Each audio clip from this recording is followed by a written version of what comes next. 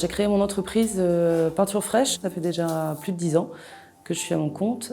Je travaille essentiellement chez le particulier, des chantiers moyens, haut de gamme. J'ai envie quand même de faire de la décoration, donc je prends beaucoup de temps pour orienter mes clients sur les choix.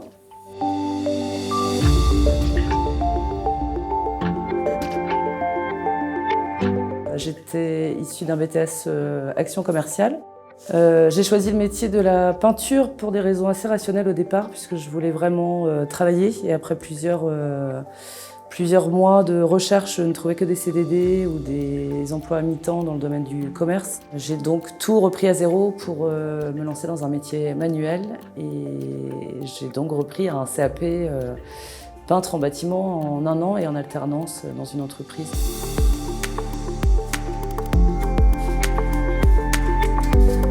J'ai créé mon entreprise donc en juin 2011 suite à un licenciement économique qui a eu lieu une année avant, en 2010.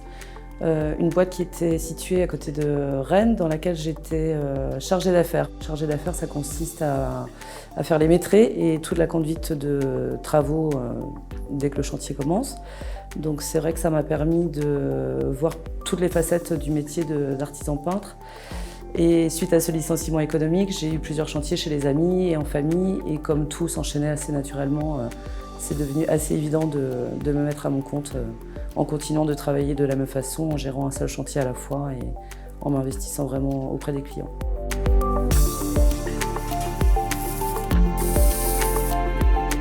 Alors j'ai fait le choix de travailler seule parce que en entreprise de peinture, pour être rentable, il faudrait avoir 4 à 5 salariés, ce qui induit de changer de métier, de ne faire plus que du commercial pour décrocher des nouveaux chantiers et de superviser ces chantiers-là. Or, de participer pleinement au chantier, ça me tient vraiment à cœur. Et le fait de tout gérer sur mes chantiers, du premier contact avec les clients jusqu'à la finition du chantier, m'importe beaucoup. Ça instaure une vraie relation de confiance avec les clients.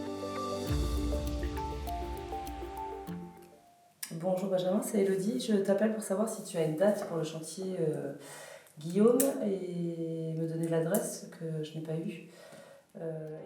Mon entreprise ne fonctionne que par le bouche à oreille. C'est un parti pris de ne pas faire de publicité sur mon camion, de ne pas avoir de page Facebook. Je pourrais quand même avoir un site internet. J'ai quelques photos à présenter à mes clients sur demande par contre, mais je ne travaille qu'avec le bouche à oreille, ce qui instaure vraiment une confiance dès le départ, dès la première rencontre avec mes clients, puisque souvent ils ont vu mon travail chez des amis ou des voisins.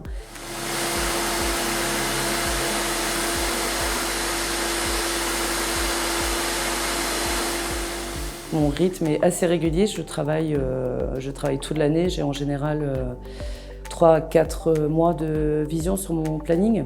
Maintenant j'ai des clients qui anticipent un petit peu plus et qui arrivent à me réserver des créneaux pour l'année suivante, 1 an avant des fois. Et ça me permet d'avoir un bon niveau de vie, je me verse un salaire fixe comme tout salarié.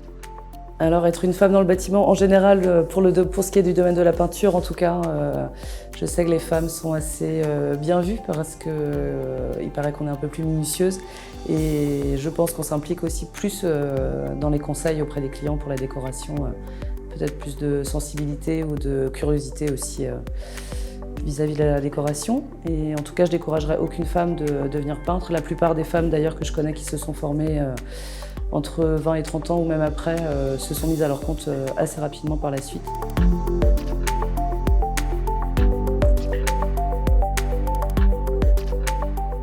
J'ai pas vraiment l'ambition de gagner plus. La différence par rapport aux premières années, c'est que j'ai gagné en efficacité et en rapidité, évidemment, sur mes chantiers. Il y a des gestes qui deviennent très mécaniques, comme le ratissage que je fais systématiquement sur mes chantiers. Donc ça, c'est des choses sur lesquelles je gagne du temps et ça me dégage du temps pour soigner des détails comme tous les joints acryliques, la pose de baguettes ou les petits détails qui font la différence. Mais j'ai atteint un niveau de vie là, qui me convient en fait. Et après, j'imagine que plus les chantiers sont créatifs et plus la marge est importante, mais c'est pas vraiment l'objectif. L'objectif, c'est vraiment de proposer de la prestation de qualité de plus en plus.